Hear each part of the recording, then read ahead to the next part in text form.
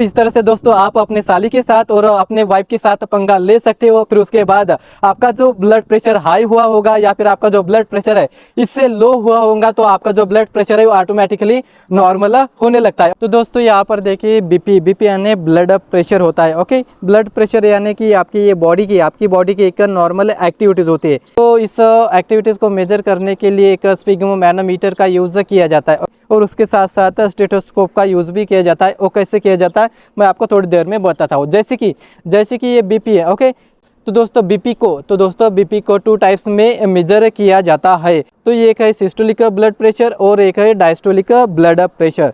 Systolic blood pressure यानी क्या होता है और डायस्टोलिक ब्लड प्रेशर यानी क्या होता है। जब आपका दिल ऐसे कॉन्ट्रैक्ट होता है तो आपके दिल का जो ब्लड है वो इस तरह से क्या होता है, फ्लो होता है आपके बॉडी में। तब जाके उस प्रेशर को वो वाला जो ब्लड है वो ब्लड कितने प्रेशर में गया है या फिर किस प्रेशर में वो जो ब्लड है आपके बॉडी में गया है, तो उस ब्लड का जो प्रेशर है तो उस प्रेशर को बोलते हैं सिस्टोलिक ब्लड प्रेशर। ओके, फिर उसके बाद आता है डायस्टोलिक ब्लड प्रेशर। तो डायस्टोलिक ब्लड प्रेशर क्या होता है, जैसे कि आपके दिल ने इस तरह से कॉन्ट्रैक्ट किया है। ओके, इस तरह से कॉन्ट्रैक्ट किया है। फिर उसके बाद जब आपका दिल इस तरह से रिलीज होता है। ओके, जब आपका दिल इस तरह से रिलीज होता है तो उस प्रेशर को बोलते हैं diastolic blood pressure. Okay, diastolic blood pressure यानी कि कितने प्रेशर में वो ब्लड गया है और कितने प्रेशर में वो ब्लड आपके दिल में आए, तो उस प्रेशर को बोलते हैं सिस्टोलिक ब्लड प्रेशर यानी diastolic blood pressure.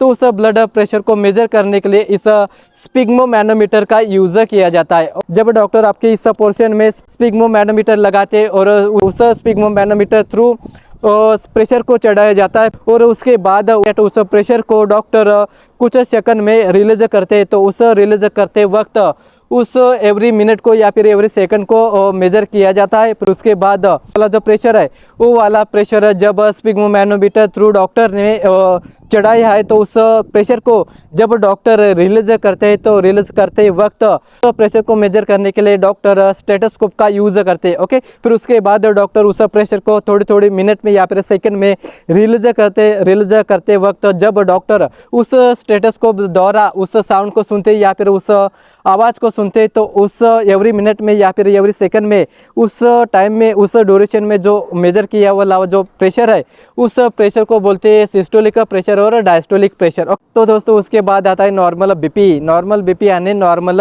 Blood pressure. तो दोस्तों नॉर्मल ब्लड प्रेशर कितना होता है 120/80। ओके, तो दोस्तों एक हमारे बॉडी का नॉर्मल प्रेशर होता है। लेकिन दोस्तों बात ऐसे है कि यंग जनरेशन का जो ब्लड है वो हाई ही होना चाहिए, इससे थोड़ा हाई होना चाहिए, ये ज़्यादा नहीं होना चाहिए। ओके, अगर हमारा ब्लड प्रेशर इससे थोड़ा हाई होगा तो मुझे लगता है कि हमारा जो मन है या फिर हमारा दिल है किसी भी काम करने में थोड़ा इंटरेस्टेड होगा। अगर हमारा ब्लड प्रेशर इससे अगर ज़्यादा नहीं होगा तो हमारा जो बॉडी है इस तरह से वीक होगी या फिर हमारी जो बॉडी है किसी भी काम करने के लिए रेडी नहीं होगी। तो दोस्तों फिर उसके बाद आता है हाई बीपी यानी high blood pressure. Okay, high blood pressure कितना होता है 150/90।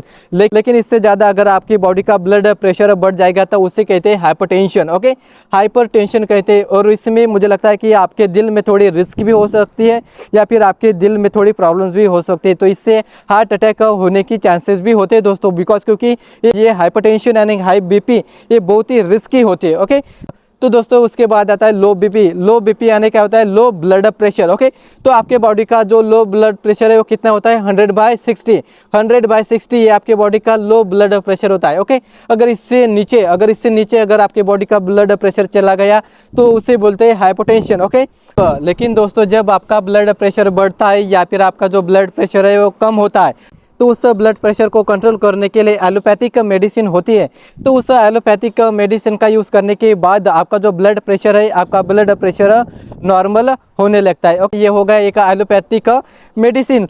तो दोस्तों इस हाई बीपी को कंट्रोल करने के लिए और इस लो बीपी को कंट्रोल करने के लिए एक घरेलू उपाय है। अगर उस घरेलू उपाय को अगर आप यूज़ करेंगे तो मुझे लगता है कि आपका जो ब्लड प्रेशर है वो ऑटोमेटिकली कंट्रोल आएगा। जैसे कि आपका जो ब्लड प्रेशर है वो हाई हो गया होगा तो इस हाई ब्लड प्रेशर को कंट्रोल करने के लिए क्या होता है, जैसे कि दोस्तों आपकी साली होती है, ओके।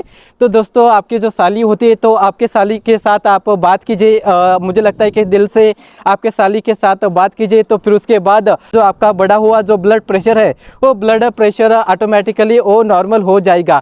फिर उसके बाद जैसे कि आपका ब्लड प्रेशर लो होता है तो उसके लिए एक घरेलू उपाय हो, आपकी जो बीवी होती है या फिर आपकी जो पत्नी होती है उसके साथ आप फाइट कीजिए या फिर उसके साथ आप पंगा लीजिए। फिर उसके बाद फिर आपका जो लो हुआ ब्लड है वो ऑटोमेटिकली नॉर्मल होने लगता है। तो इस तरह से दोस्तों आप अपने साली के साथ और अपने वाइफ के साथ पंगा ले सकते हो। फिर उसके बाद आपका जो ब्लड प्रेशर हाई हुआ होगा या फिर आपका जो ब्लड प्रेशर है इससे लो हुआ होगा तो आपका जो ब्लड प्रेशर है वो ऑटोमेटिकली नॉर्मल होने लगता है। तो मुझे लगता है कि दोस्तों ये वाला जो ब्लड प्रेशर से रिलेटेड टॉपिक आपको अच्छी तरह से समझ में आया होगा। तो इसी बात पर दोस्तों आप मेरे इस यूट्यूब चैनल को सब्सक्राइब कीजिए और मेरे इस वीडियो को लाइक कीजिए और मेरे इस वीडियो को शेयर कीजिए। Okay, thank you so much. मिलते हैं नेक्स्ट वाले क्लास में। Thank you so much. जय जय भारत, जय महाराष्ट्र।